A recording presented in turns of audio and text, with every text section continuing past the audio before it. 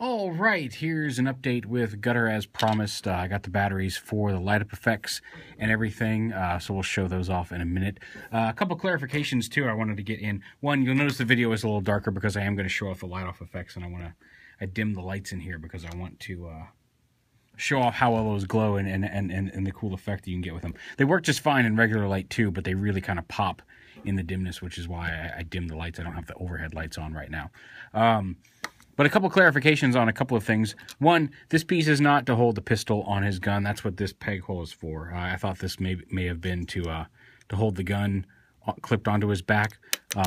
That peg is there for that. This actually holds the sword. You can see there's it fits the sword perfectly, and it hangs like that. And you can plug it onto the back when you're not, if you've got his pistol and you're not using the sword. That can plug in back here and allow the sword to hang off his back like that. Again, it's a little dim, but you get the idea. When you plug it, I didn't push it all the way in that time, but if you push it all the way in, this just clips in and out, and it actually does hold it. It's got a little bit of wobble to it, but it does hold it fairly securely. It's not going to drop it. Two, a couple people, actually more than one person asked, everybody kept seeing me play with him like this, kind of keep tilting him forward. And basically that's because there is a little play in these hip joints here. Now, it supports his weight. He is a little back heavy due to these wings, but you can see he's standing straight up. It wasn't an issue with that at all. He stands just fine. It's just my other tripod that I had the other day was sitting a little, where the camera here is now more even with his head. Before, I had him on a tripod that was sitting a little lower down like this, and every time I looked at the camera, I was just trying to get him to lean forward a little bit so he was more of a head-on angle to the camera. So no, he does not have any standing issues. Like I said, like any ratchet joint, there's a little bit of play between each individual click on it, but he does stand straight and fine. He stands perfectly straight. It was just a matter of trying to get him to face the camera a little more directly, using that little bit of play in the hip joints. I have no problems with how he stands. So anyway, on to the lights. And before that, somebody else asked. And again, I got a couple people saying this, saying they thought I was they thought I would have been more excited about this, and this thing is like my holy grail. Like, I love this guy. This is just a great snarl proportion. He's a big, bulky bot. I like the legs on the dinosaur legs on the outside of his robot mode legs because it kind of helps balance the overall bulk. It just makes him look big and powerful. And Snarl's one of my favorite characters, and I've loved this design since I first saw the gray prototype of it.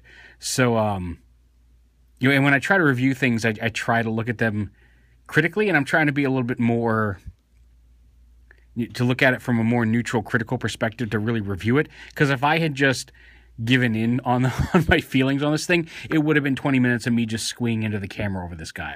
I love this guy to death. And maybe I overdid it in trying to tone down and not let some of my preconceived feelings about the figure influence how I reviewed it. So maybe that was a failure on my part. I love this guy. I honestly can tell you, like I said, the fans toy Sever looks fine too. I like Snarl as a character. It's aesthetically what you choose, but like, this guy is great. I love this guy to death. So don't worry about it. I was a little tired when I shot the other review, and like I said, I was consciously trying to not just have a giant squee fest about him on camera, because I was trying to make it an actual review and not just, oh my god, it's so great, I love it to death, which I easily could have done and still want to do. This. I put this guy on a shelf with some of my other Snarls, the Roar from Toy World, the G1 colored one from San Diego Comic-Con from the movie. I've got a G1 Snarl I'm pulling out to put on the shelf, a G1 Decoy, Action Master Snarl. Like, I finally have a character that I'm making an actual, I collect this character and here is all my versions of that character shelf because of this guy. I love this thing to death. So on to the lights now. You got the gun and the sword, and basically there's screws here. On the sword, you just unscrew these two screws here on the sword. It really is a little dimmer than I expected, but you can see there's a screw here and a screw here. Can I make this any lighter? I tried earlier. Yeah, see, I can make it darker. If I scroll down, you can see I can dim it out really well, but I can't seem to make it go any brighter than what I'm currently shooting. But yeah, so there's two screws right here. Unscrew those and then pull just the half that has the screws in it up. All of the electronics are nestled in the bottom half of this thing. And then you just put in 2 batteries in between the stems. You want them... They use these button cell batteries. The AG4 is the type of battery it uses. It replaces G4, LR626, LR66177, SR626W, GP77A, and 377. So any of those should work. I was specifically told it needs AG4 batteries. I ordered on Amazon. I think I paid like $4 for a pack of 10. So yeah, it takes 4, 2 for the sword, 2 for the gun. So if you buy a pack of 10, you've got some replacements for the LEDs. But you put them in, each button cell battery, has a completely flat side, and then the other side that kind of has the ring inside of it. And when you open up the sword, you want the flat side facing up on the 2 batteries. So flat side, and same with the gun. If you open it up like this, the flat side, actually the flat side faces the LED when you put the batteries in. Because if you put them in and it doesn't work, try flipping the batteries around.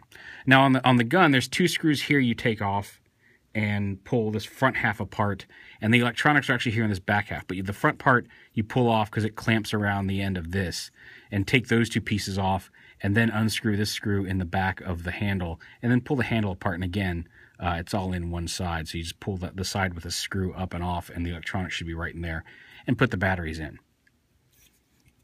Oh, I didn't get the fire blast effect out. I got the sword blast, I forgot to get the gun blast.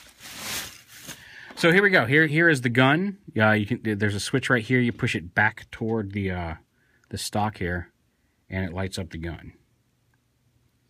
There also is a fire blast effect that can plug right into the front of the gun, and you can make the whole thing light. Look at that. I mean, it looks really cool. Like I said, I'm kind of glad I dimmed the light, because that really gives off the effect of just how much glow it's got in it. It makes a really neat fire blast effect on the pistol. If you don't like the clear plastic here, when you unscrew this, you can kind of slide the LED back and tuck it in here, and you can take this red piece off. If you just want just the pistol itself, that is removable. And then the sword. The sword has a button here on the bottom, and you kind of have to use a fingernail. You kind of have to push it in a little bit past the thing to get it to activate. When you push it in, that should pop out, and now the sword glows. You can see it's got a cool flaming sword effect there, or just the energy sword effect. And then if you take the flame pieces and attach them, again, you just open those up, snap that right into the flame piece. You get a cool, fiery, glowing sword effect. It's not quite, with the LED down here, it's not quite strong enough to get all the way to the tip, but I think that's kind of cool because it makes it look like it's bursting out of the handle and glowing. There you can kind of see just. So yeah, and you can put those in his hand like that. Come here, you. There we go. So you can give him his glowing sword, his fire blasty gun.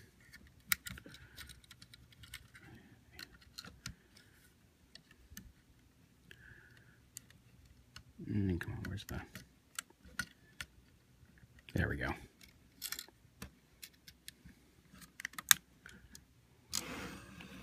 See if I can get both of them in the... There we go.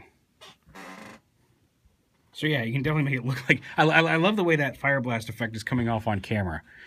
With that... And then the glowy sword. So yeah, gimmicks that you don't have to take advantage of, but it is pretty cool the way they glow like that. So yeah, that ended up being a little longer than I expected. But like I said, you want the AG4 batteries. I listed all the ones that it could be. But like I said, if you search on Amazon for AG4 batteries, you'll find them. And like I said, they weren't too expensive for a 10-pack of these things. So yeah, there is Glowy GigaPower Gutter. He is a great addition. Like I said, I'm super stoked to have him. And he is an awesome centerpiece for a snarl shelf. Like he's the figure that is making me, like, for a while now I've definitely been collecting Fans Projects Dinobots and Toy World's Dinobots and Planet X's Dinobots, the smaller scale ones. And I wasn't sure if I was in on a full set of Masterpiece Dinobots. Shelf space being my main concern with that. This guy makes me want to collect a full set of, large scale Masterpiece scale Dinobots, because this guy is great. He's got some amazing shelf presence, and he looks great with the other snarls. And like I said, Fans Toys has their Sever coming out, and there's some things I like about that as well. So if I get a chance to check that one out, I will. But this guy's great. I love this guy to death. If you've been looking at this and thinking, hey, that looks pretty good, maybe I want that for my shelf, you want this for your shelf. It's awesome.